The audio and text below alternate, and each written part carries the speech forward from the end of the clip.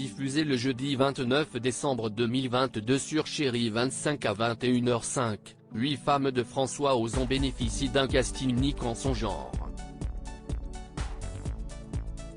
8 actrices qu'il a fallu gérer et diriger, dont Ludivine Sagnier que le réalisateur connaissait déjà très bien. Chérie 25 diffuse ce jeudi 29 décembre 2022 à 21h05, le film à succès de François Ozon, dont le film Grâce à Dieu a failli de n'a pas sortir en salle, 8 femmes. Dans les années 1950, Suzon, Virginie Ledoyen, vue dans MILF en 2018, étudiante en Angleterre, rentre en France pour les fêtes de fin d'année.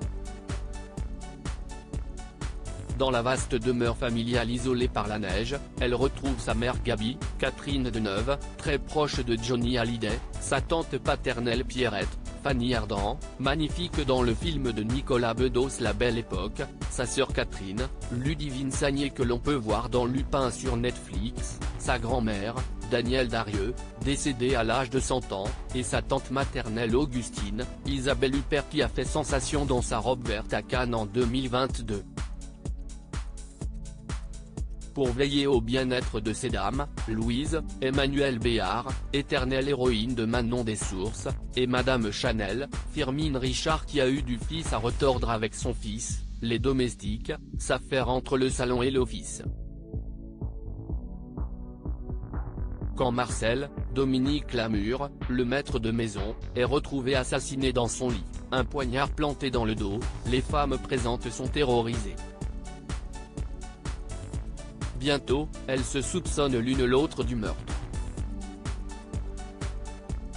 Un casting de folie dans cette comédie façon enquête policière à la Cluedo, on est évidemment séduit d'emblée par le casting 5 étoiles.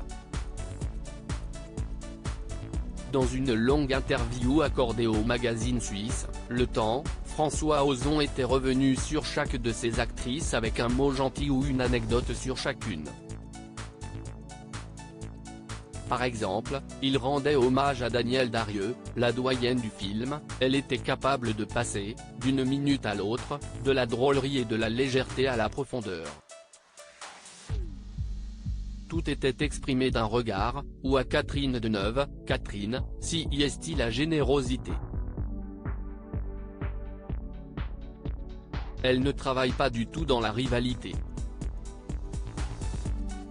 Elle recherche la complicité. Elle souhaite sans cesse que tout le monde soit bien. Mais pour Ludivine Sagnier, la plus jeune des actrices, le discours n'était pas le même. Et pour cause. La bouc émissaire Ludivine Sagnier. François Ozon évoquait ainsi la jeune actrice. Parmi les films de Ludivine, je suis presque obligé de citer celui que nous avions déjà tourné ensemble, Goutte d'eau sur pierre brûlante, 1999. D'après une pièce de Fassbinder.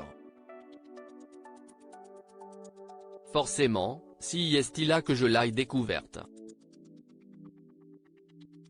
Son rôle lui permettait de développer une très grande sensualité. Elle en a un peu souffert, des gens lui disaient, vous étiez nu dans ce film. J'ai donc eu envie de lui donner un rôle différent. Un rôle différent et réussi mais que Ludivine va payer d'une certaine façon. Tout le monde, sur le plateau, l'a considérée comme la petite jeune que toutes les actrices avaient envie de materner, reprend le réalisateur. Dans le groupe, elle est sans doute celle dont je me suis le moins occupé.